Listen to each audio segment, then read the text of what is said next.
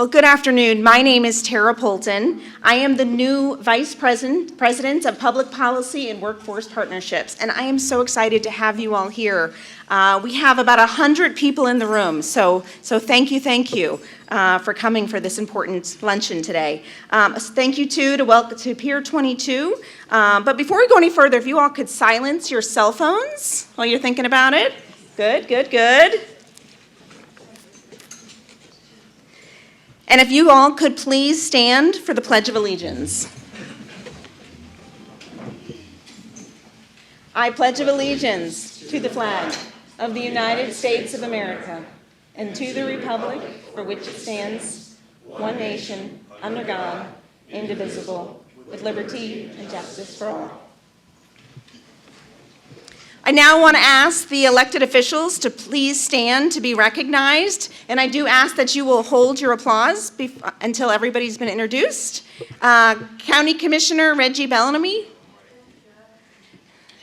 County Commissioner George Cruz, County Commissioner Misty Servia, Commissioner Carol Whitmore, County Administrator Dr. Scott Hopes, thank you for being here. And did I miss anybody? I think that's all I had on my list today. All right, thank you all so much.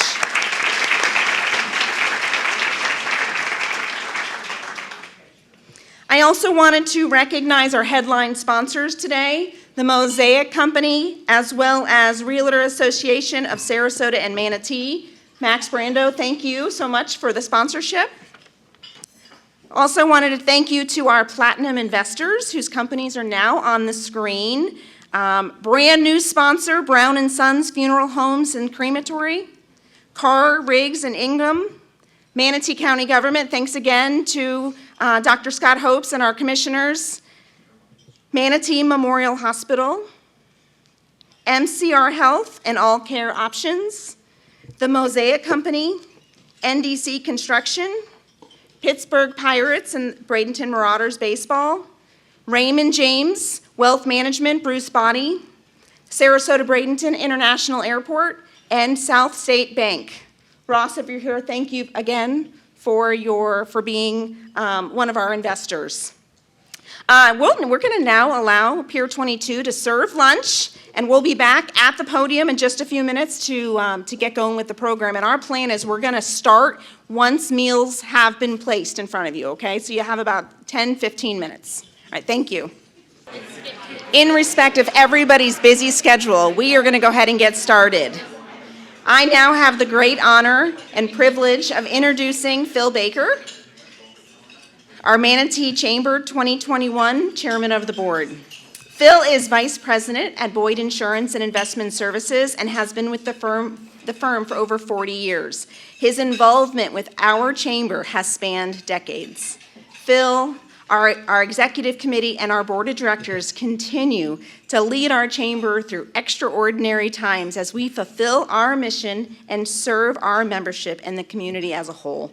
So Phil, thank you so much for your leadership. And with that, come on up here.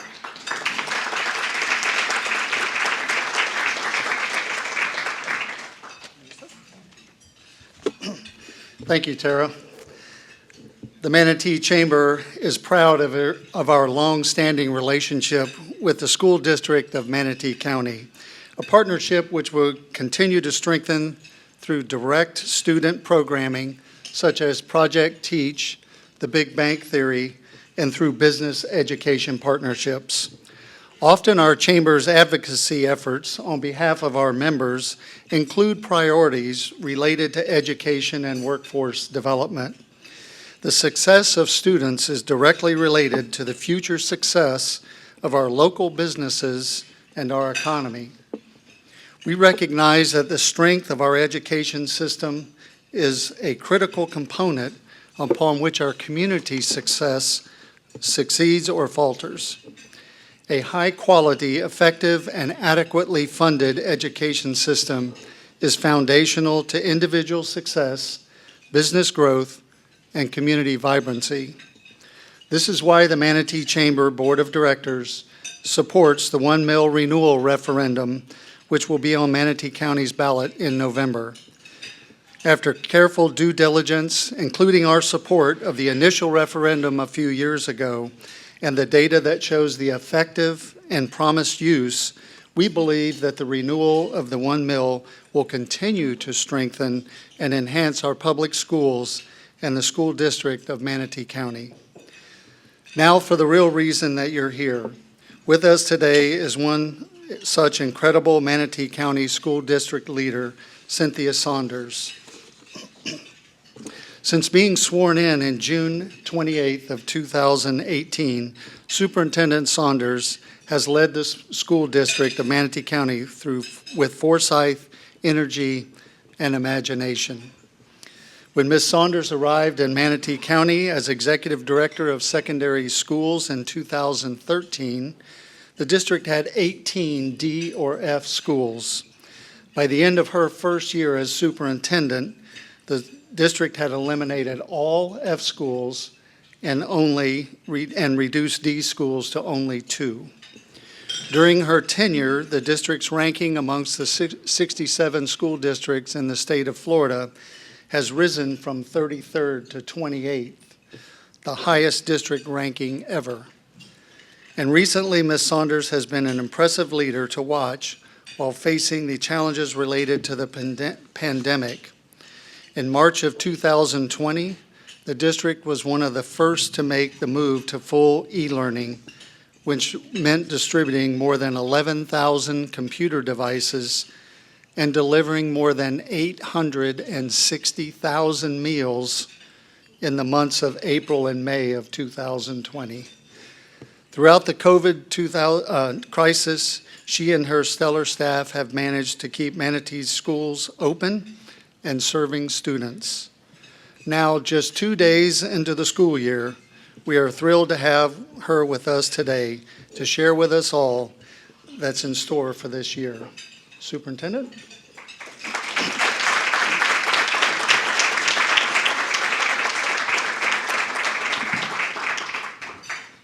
You know, when I committed to speak today, this was months ago, I just thought it was going to look a little different. We knew that this year was going to be promising, and all of our children were going to be back on campus because we know that is the most effective place for children to learn, in front of teachers. I'm not saying that some children can't learn electronically or virtually, but the effectiveness of most of our children are with the care of teachers each and every day. In May, it certainly looked a little bit different too, didn't it? But lo and behold, COVID is not going to disappear. So we are going to hang on for a bumpy ride. This year is going to be very fluid. And with that, I'm going to tell you what I've seen. Because yesterday, being the first day of our children returning, was fabulous. Absolutely fabulous.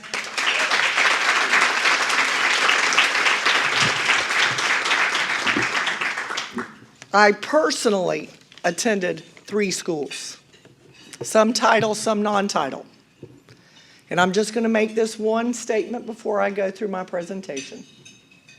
I know there's a lot of concern about masks, differing opinions. Both are probably right. I can't tell you which is right, which is wrong. But I do know this. In a Title I elementary I was at yesterday, 99% of every child I saw had a mask on.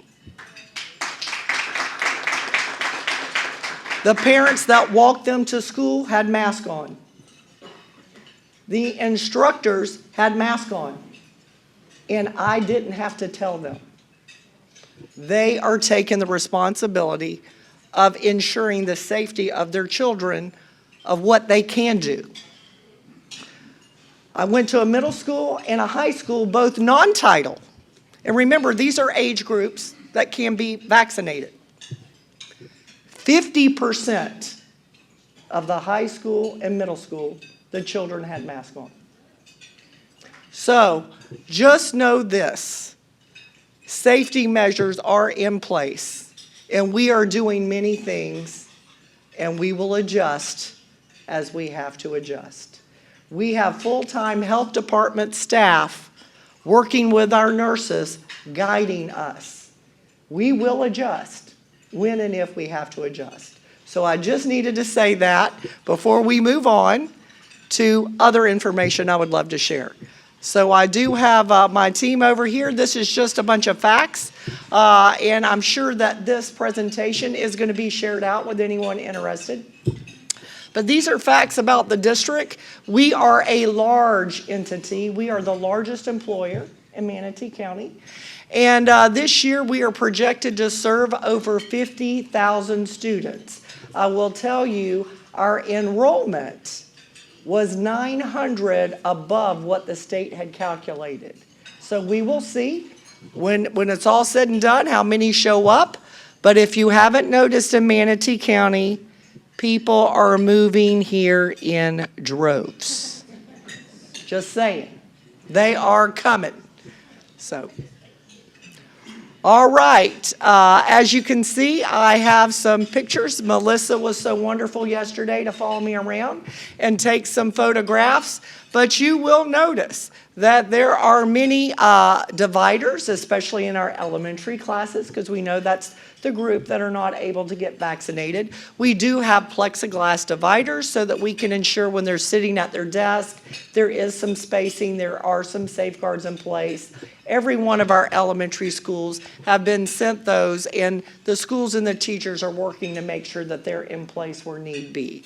So those are in place. We also have them available for secondary schools, and we are certain that we are going to have a prosperous school year. Remember last year when we started? We didn't even know what we didn't know. None of the things were in place. We didn't have rule books to follow. We didn't have e-learning platforms and trainings for all of our children and all of our teachers. Some of our staff were brand new. We had some things in place, but not to release at the level that we had to. All that is in place. If we are able or have to pivot on a dime, we can do so now. We have Wi-Fi hotspots available for any child that needs them now. We have devices for every child. Teachers all know how to use the platform. So do our children. So when they're in school, there will be lessons on our Schoology website, in school and possibly homework assignments, just to make sure that our students are familiar so that if we do have to transition, we can do so with ease. We want to make sure that there is no break of academic learning, and we want to make sure that our students are able to pick up if they need to pick up. But we do know this, even those that did e-learning last year and it served its purpose, those parents are so grateful to be back in the building. If I've heard it once, I've heard it 1,000,000 times. That was not the best situation for most children. And how many people in here have children in our school system? Quite a few, quite a few. And I would imagine you can ask each and every one of them that they would much prefer being in with their teachers. Not just their teachers, their peers, the interaction, it just is invaluable.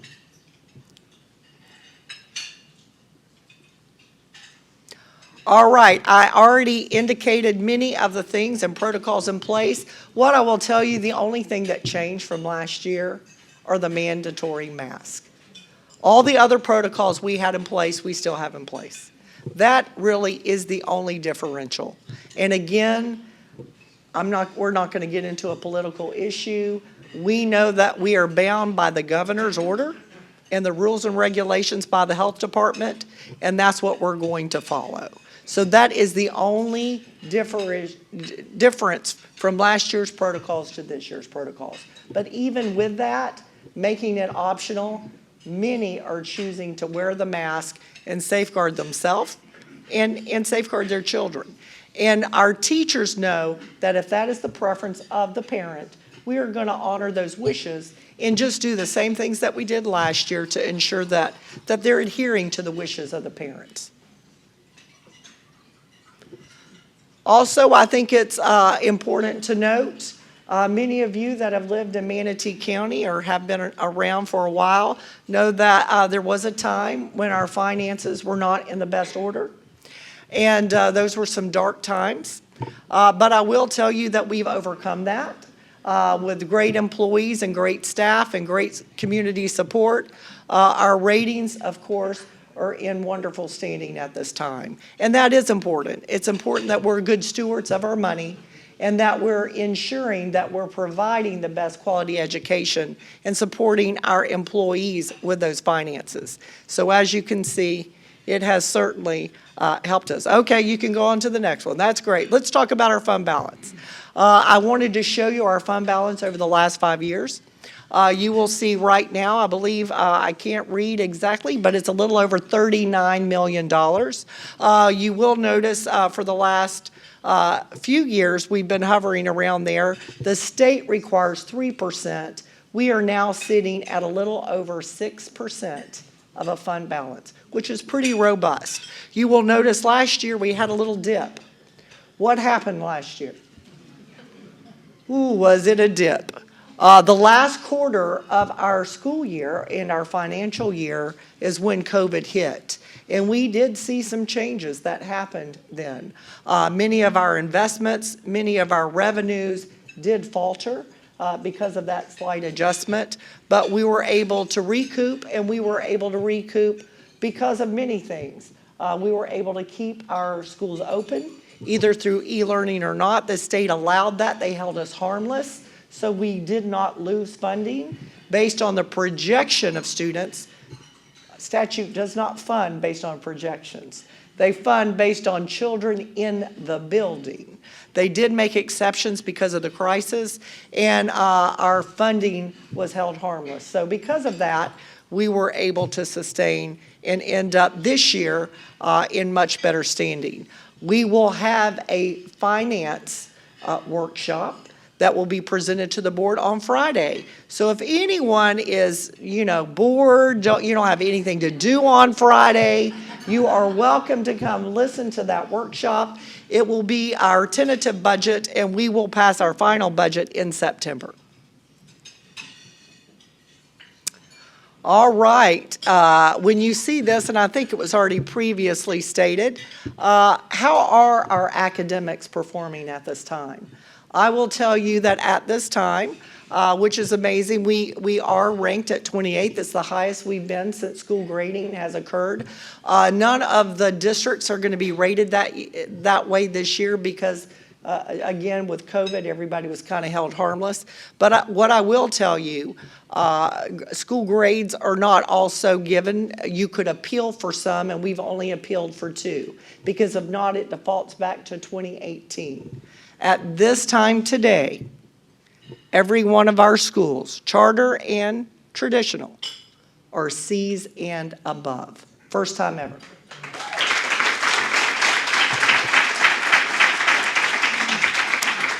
One of the D's that we had prior was Mayaka Elementary. It was mentioned. And in the year of COVID, they pulled and made a change to a C grade, which is amazing. That is a Title I elementary school, and boy, kudos to that staff, that administration, because boy, that is some hard work that they were able to perform, and kudos to those families. Really did a great job. Some of the highlights, you've got to look at how did you perform comparatively. There were losses and difficulties across the board. You can't think that you're going to go through a pandemic and be able to accelerate in every category. But I will tell you that when you compare ourselves to the state in many categories, we closed the gap on the state, and we exceeded the state in many areas. One way that Manatee County really does shine is in our math scores. So when you compare specifically in elementary and in many cases in middle school, we are accelerating far greater than what all the other districts did as a whole. So what that means is our students certainly didn't have the learning loss as much as many of the other districts did. When we are exceeding them in double digits, it really is commendable. And, what our goal is this year is to see those same efforts on reading. Math is definitely an area that we've perfected. We know literacy is just as important, and we really are working on mitigating some of those losses and bringing those students in for extra support, specifically third grade. But what I will tell you is we closed the achievement gap, and comparatively to the state, we have lessened the gap, or we are exactly where the state average is. So those are areas that we're focusing on this year, but even in difficult times, we fared much better than many districts. And I believe it's because we started on time, we kept our schools open all through the year, and the majority of our children decided to come back into the building, and we're not learning online, where many other districts we're still online learning through a big chunk of the school year. With that, this is a year that our focus is going to be on innovation. We have already begun some of those endeavors last year, but there's a few things that I would like you to see in this clip of really where our focus is. We know the workforce is essential. We've got to prepare our students to make sure they're capable for jobs coming in the future. So I'd like you to look at this clip. The School District of Manatee County provides students with a variety of creative educational options and opportunities. It's what we call education with innovation and imagination. For example, in 2019, Palmview K-8 became the first WASED career pathway school in Florida and one of the first in the nation. Students learn coding, drones, robotics, cybersecurity, and more, preparing them for future careers in technology. The state of Florida recently awarded our district $950,000 to expand WASED to other elementary schools in Manatee County. Also in 2019, Manatee Elementary became Southwest Florida's first community partnership school, which brings community partners together with the district to strengthen the school and surrounding community. Other exciting initiatives include dual language programs, where students learn half of the school day in English and the other half in Spanish. K-12 continuums in IB and Cambridge ACE studies, and community efforts like the Suncoast Campaign for grade-level reading, The Big Plan, and Dive into Reading. And we are home to one of the nation's most renowned career and technical schools in Manatee Technical College. To learn more about these programs and other exciting school district initiatives, please visit manateeschools.net/good news. Thank you for supporting our students and schools. Wouldn't you like to be in an elementary school with all that going on? You know, we're real fortunate that the governor chose to expand that endeavor in Manatee County. We are the only district that he's chosen to do that. We have a great partnership with Steve Wozniak, and we will be expanding those products. Every one of our elementary schools will have kits, science kits, to help us in science. I will tell you, this is the first time in many years that we did exceed the fifth grade science scores on the state test. So we have been implementing many of these Steve Wozniak products in our science classes already, but now with the additional funding that the governor has given us, we are going to be able to expand and broaden that. Ballard will also be a full, complete Wozniak career pathway school. So we are working on that as well to kind of duplicate many of the things that we have at Palmview. So it really is exciting that we're able to give those opportunities to our youth. How many of you been out to Mayaka Elementary? Boy, is that going to be exciting. We have partnered with the University of Florida, and we are creating an ag magnet program for them. We will have an outdoor classroom. We will have many initiatives put in place, because really that is what Mayaka really centers around. So we are going to try to make these innovation and all of these different career paths kind of central to the communities of these elementary, middle, and high schools. With that being the case, you know, Lincoln Middle School will now be a health magnet. We have put in so many new initiatives there that will feed into Palmetto High. So we are going to be expanding the ACE program there and putting a lot of the equipment to make that a specialized health magnet. And Bloomberg, we all know about the stock market. We have partnered with the University of South Florida, and we are expanding that at Southeast High School. That class will be in place the second semester, and it will be open not just for our IB students, but all of our students at Southeast. So we're just really excited about the new innovation and the new programs that are coming, but we're also expanding some of the original ones. The dual language has now been expanded to Rogers, and it will be at Braden River Elementary as well. And we are going to expand our community partnership school. Daughtry will be the next site for that. So many of those initiatives that we know are successful and are in place, we are expanding all over the county so that multiple schools and multiple students will have those opportunities. Let's talk about the referendum. And I'm so grateful that the Chamber has agreed to endorse this endeavor because I can tell you it has made a difference. We would not see the success without having the workforce in order to carry out the success.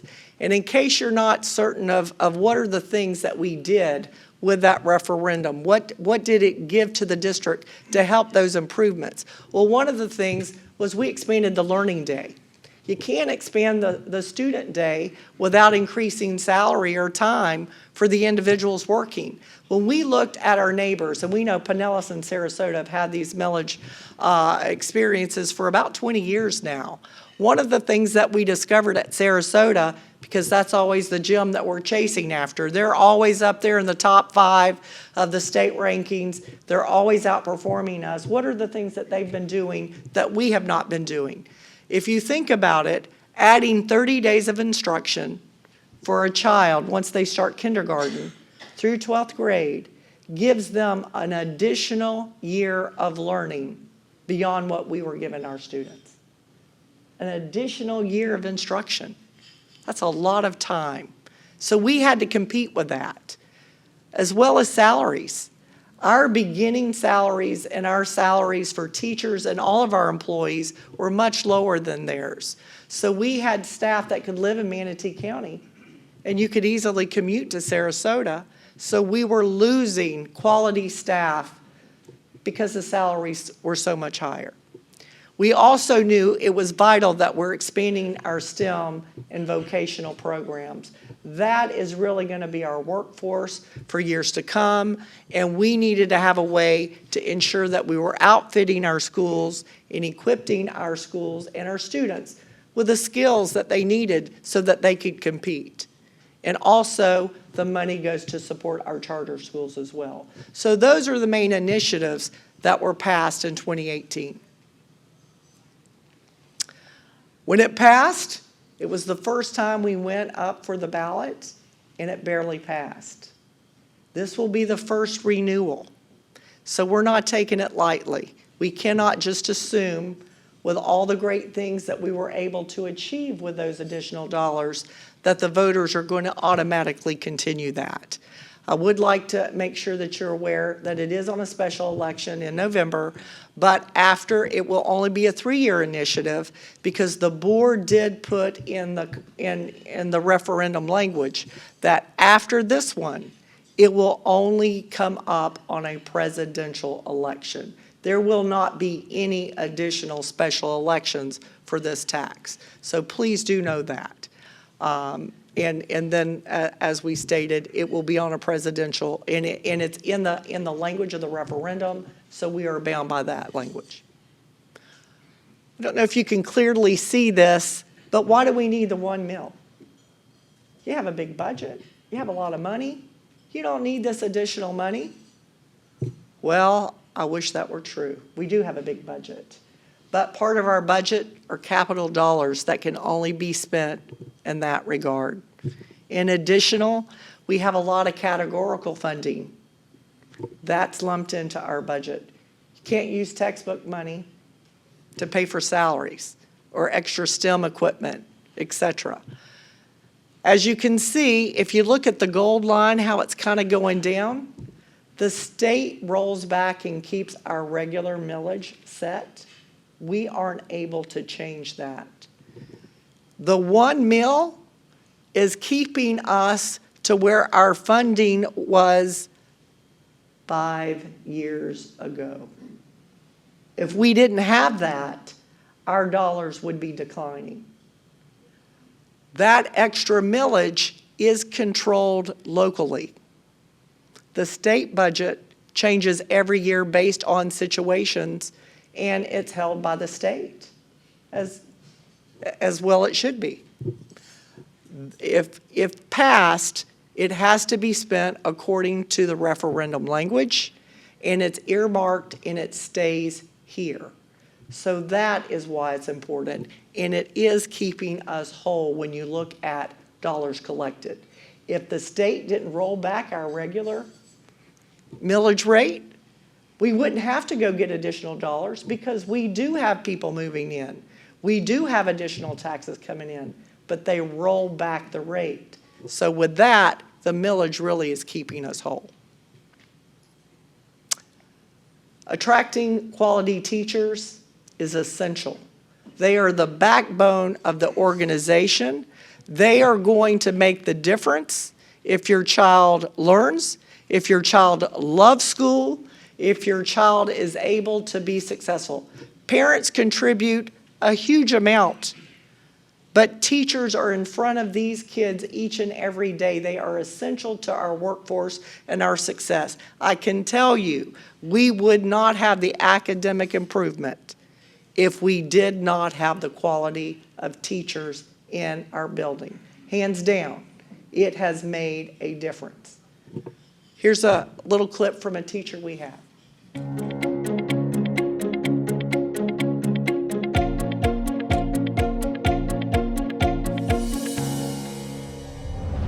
When the mill passed about 3.5 years ago, one of the benefits of that was that we received a pay increase. That was really important to me because up until that point, I had always been working 2 jobs. So that really allowed me to just work 1 job. It's really impacted a lot of my friends because a lot of my friends have always worked 2 jobs. They've always spent their summers teaching summer school. I used to work with a lot of teachers that were waitressing at night. And how hard is it to waitress at night and then get up bright and cheerful the next morning and come to school, to teach your students? That's hard. I think Manatee County has become super competitive because of the mill. When you're looking as a teacher at possibly relocating to another county, well, now ours is very desirable because we have that extra bump that the other counties don't. Our millage adds $5,200 to teachers' paychecks on top of their base salary. $5,200 is a lot of money. You can see that in their paycheck. That is given to them for the extra time they're working, that extra 30 minutes of instruction. So without those funds, we were losing teachers, but not just teachers, administrators, paras. We were losing them to our neighboring counties. Pinellas and Sarasota were taking our people left and right. We are now able to not only keep and retain our employees, but we're also attracting them from those local counties. Some of the things, as already stated, that we put in place and we're going to continue is the WAS Ed expansion. And we also put in place last year, and it was a crazy year to implement some of these new programs, but of course it's planned before COVID, is we have an entrepreneurship program that we put at Southeast and also at Lakewood Ranch. We know, again, with these type of vocational programs, they have mentors in work-related areas that these students may really want to have a career in. So by doing that, they get a mentor partnered and they get to go and shadow that mentor. They get to go work and see those workplaces. It's much better to determine in high school if you want to go in that direction than maybe after you get a college degree and decide, I really don't like that. I don't know why I chose that path. So we're really trying to expand some of those things. We also added a construction program at Bayshore High School. Construction, can you find enough contractors in Manatee County? Or supplies? These students, once certified, can get a job at a blink. They really can. High demand jobs. And also, we've put in many additional things at MTC. At Parrish, we also have automotive. So we are expanding our vocational programs to make sure that students are able to see and get some of those certifications to go straight into the workforce, or possibly MTC for those certifications, and then quickly into the workplace. Enhancing our STEM, I want to show you what we're doing.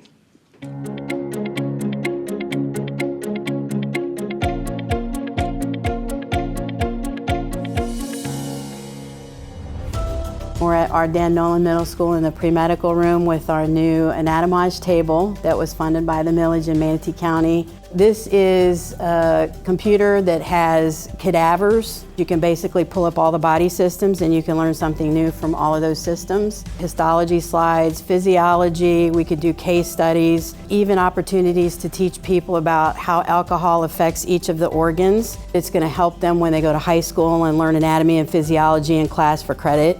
I think it's going to help them when they go to medical school for those that choose to go on to that. And some may say, well, they're pretty young, they don't know what they want to do. Students here know what they want to do. It is an amazing opportunity, especially because I want to go into general surgery. This would give me a great experience being younger and actually being able to see the entire body. I want to take a moment to thank the people of Manatee County for the millage funds, because this is the kind of opportunity middle school students can have. We really appreciate everything that the district has done to support our program.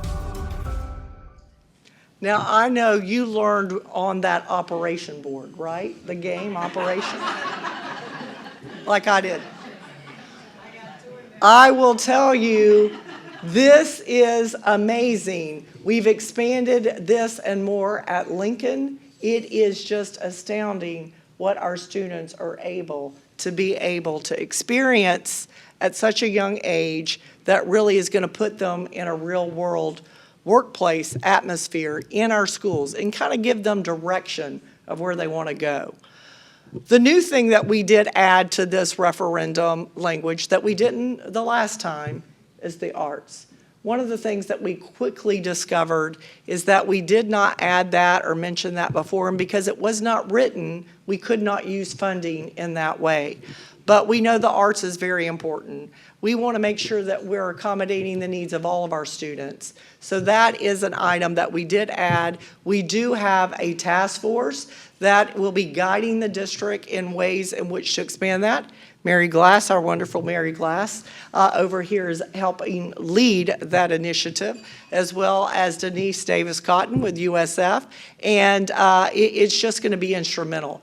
We know that we do have district funds that we're able to provide some things, but it's just not enough.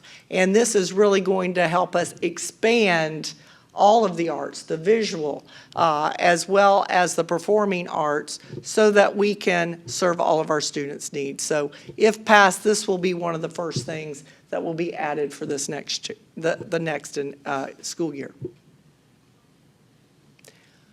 Just wanted to give you an idea of where our salaries were and where they are today. Before the millage, our base salary was $38,000 plus. You can see why they were working 2 jobs.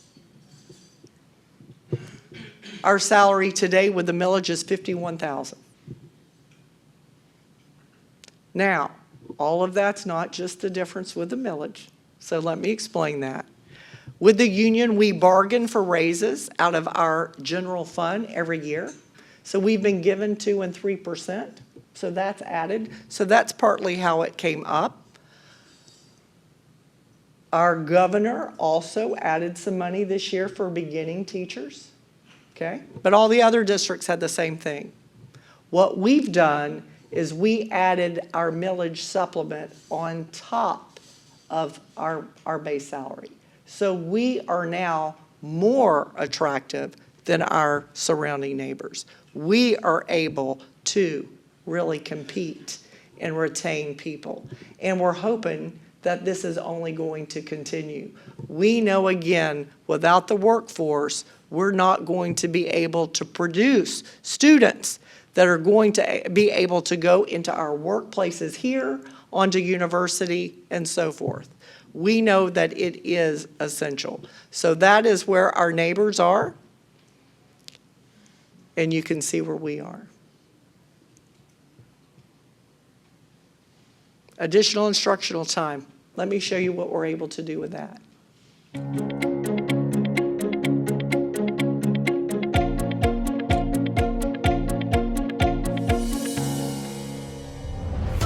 The extra 30 minutes from the millage has made a dramatic change in my teaching, in the students' understanding, in their learning.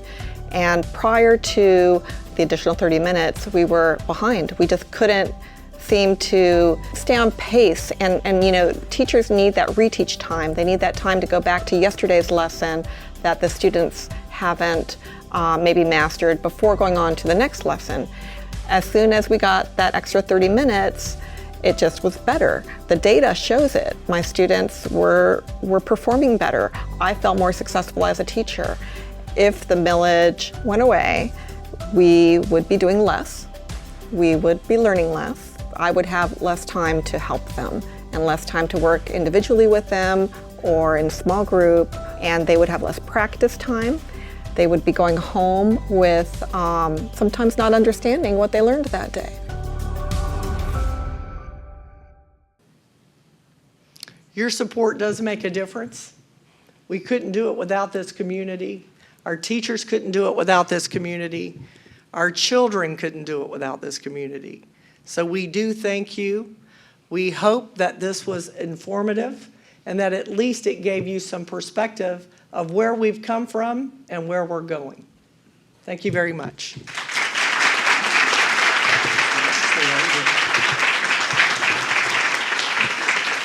Thank you very much. We have a few minutes left, so if anyone has any questions, we'd like you to come to the microphone right over here, speak into it so we can get it on the media presentation, and you can address that to the superintendent. Thank you. Ms. Saunders, great presentation. Appreciate it very much and everything that everybody's doing in the school district. It was a good great presentation, but one of the things I think a lot of people don't really understand, when you talk about the millage, and Sarasota County has the millage, Pinellas County has the millage, but I don't think a lot of people understand the difference of what 1 mill in Manatee County compared to 1 mill in Sarasota County is. I mean, Sarasota County is getting their millage, has been. How much is that for 1 mill? How much does Manatee County get for 1 mill? So they can understand that even getting 1 mill, it doesn't necessarily catch us with Sarasota County in that regard. And they get the same funding on everything else, but so people can understand that difference.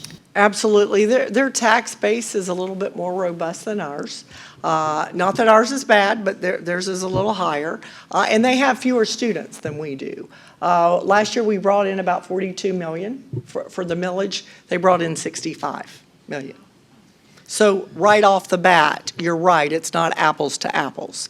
But we're grateful for the part that we're getting, and that $42 million does make a difference in expanding the time that our teachers are teaching and making sure that our students are getting extra support. Good afternoon. Good afternoon. As you know, I just finished 3 years on the Citizens Financial Oversight Committee of the school board. And you know that I submit that it's a management problem, not a money problem. So my question for you is, and there's nothing wrong with presenting the good things that the school district is doing, but is it fair to the people in this room to not mention that 51% of third graders are not reading at grade level, right? We have $1 billion budget. In the state of Florida, to earn points from the Florida Department of Education, to be an A-rated district, you only have to get 62% of the votes. We are less than that, and we've been less than that. So my question to you, is it fair to not mention these things that are so important if we really, truly want to grow and teach our children? Thank you. Mr. Hoover, and I appreciate you serving as a citizen on our oversight committee. I know giving of your time is very valuable. And you are right. Our literacy, and I think I mentioned that at the very beginning when I highlighted our math, we do a tremendous job with math scores. Our literacy is lagging behind.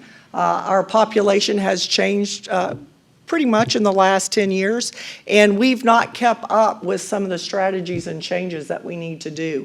We do a good job the longer they stay in our system, but right out of the gate at 3rd grade, that is our weakest area. And we are partnered with Suncoast Grade Level Reading, a lot of other community supporters with Dive Into Reading, with the Horns and so forth, and we are working on different strategies, and many of those strategies really need to deal with helping our students that are coming in with language barriers, because those are areas, and that's why we're really working on those community partnership schools. Daughtry Elementary, 50% of the students coming in do not speak English. So but we know our students have to take the test in English, whether you're coming in capable or not. So those are some areas that we really do have to work on, and it really is our weak area. So I do appreciate and agree that we need to be transparent, and we need to do a better job, and we need to come up with strategies that are going to help us do a better job. So thank you. I just wanted to say that Feeding Empty Little Tummies is very excited that we are prepared to feed our homeless and food insecure students the very first week of school.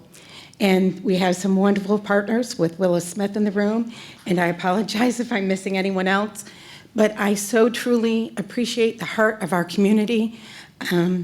I know we're not equitable with some of the surrounding communities, but I'm going to tell you what, we've got a bigger and better heart for our children in Manatee County, and I am so appreciative of everyone in this room that does anything and everything they can to give our kids the hand up that they so deserve. So thank you so much. Thank you for your partnership. Thank you. Thank you, Superintendent. That's great information, and look forward to hearing more and seeing more great results from the Manatee School District. And now Tara Poulton will close us out. Thank you so much, Phil. And Melissa, I'm going to lean on you can you click me? All right. Oh, someone already is. Carl, you're on it. Thank you so much. Just wanted to make sure you knew about our next Headliners event. And what I forgot to mention early on is this was our first in-person Headliners since this all started in the last 18 months. So thank you all so much for being here at our first. And what an amazing speaker. As a parent myself of a second grader, I couldn't believe we were getting the school superintendent on day 2 of school. I didn't know if I could make it. I mean, my daughter started school yesterday. Thank you. And thank you so much to all of you. But Wednesday, September 8th, mark your calendar. We're going to have Carlos Buqueras with Port Manatee. He's going to be speaking at the Lakewood Ranch Golf and Country Club. And keep these on your calendar. These are going to be the second Wednesday of every month moving forward. And we have a great, great lineup. Thank you again to our sponsors, the Mosaic Company and the Realtor Association of Sarasota and Manatee. And of course, thank you, Pier 22, for a great, great job today. One more, Melissa, I think. All right, some more upcoming events. Just tomorrow, we have a few seats available for the Funding Florida's Growth discussion with the state's Office of Financial Regulation. I hope you can be there. It'll be at our downtown location, 9 o'clock. It's free to attend. We will have refreshments.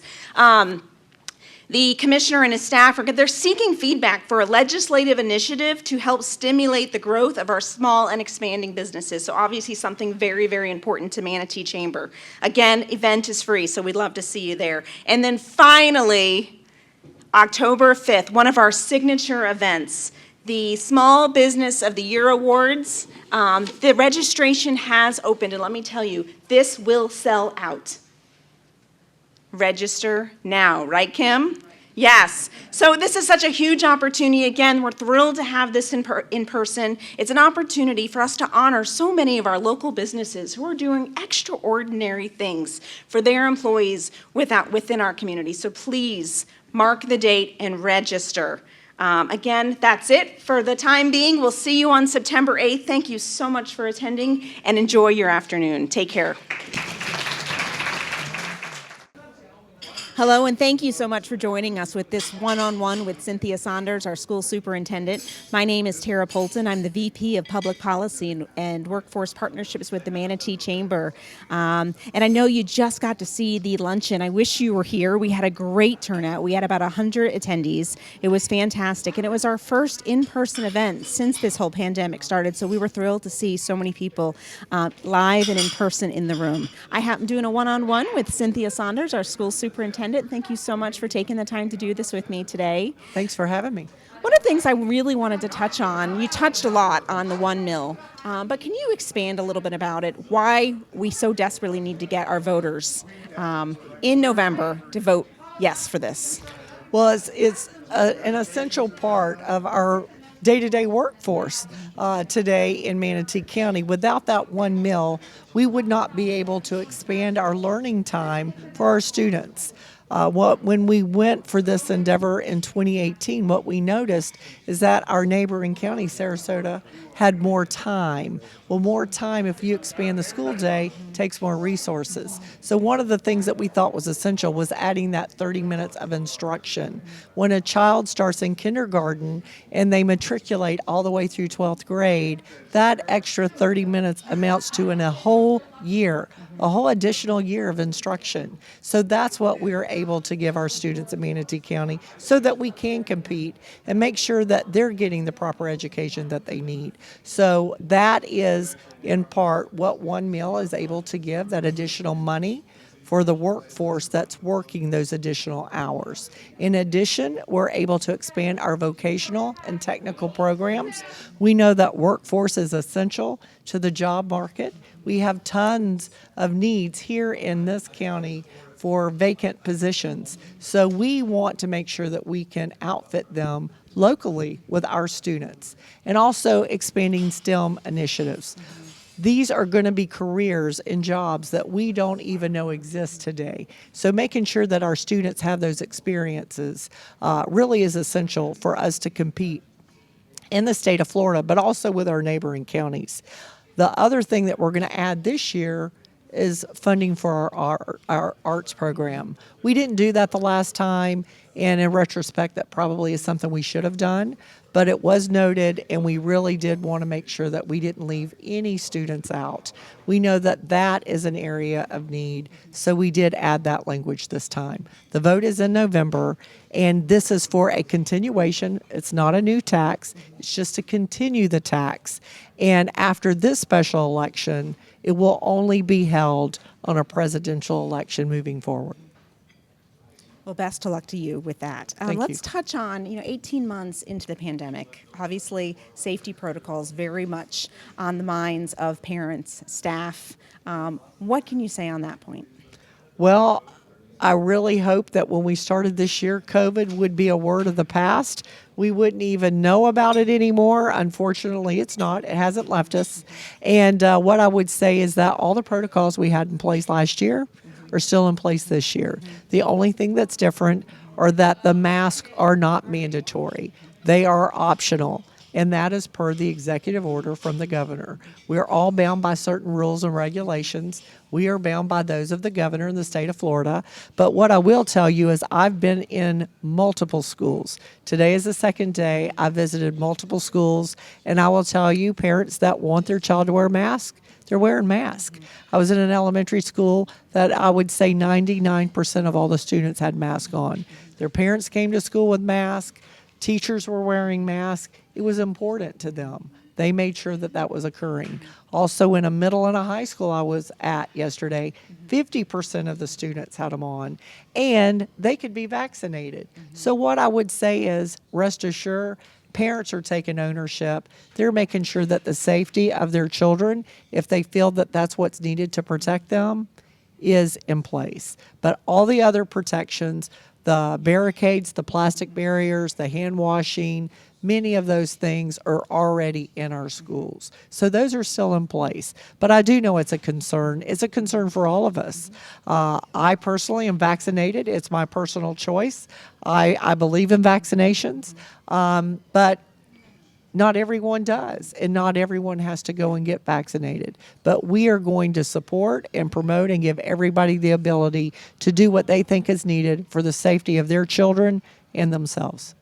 Well, Ms. Saunders, thank you so much. Thank you for participating in this Headliners event. You already mentioned it's the second day of school. The fact that you made time for this, it shows just how important you believe it is, and we so appreciate it. This was our Headliners event. It was our first in-person Headliners event, and we are going to have these Headliners events on the second Wednesday of each month. So we hope that you'll tune in again next month in September. On September 8th, we're going to have Carlos Buqueras with Port Manatee, and it's going to be held at the Lakewood Ranch Country Club. So again, thank you so much, and we'll see you next time. Thank you.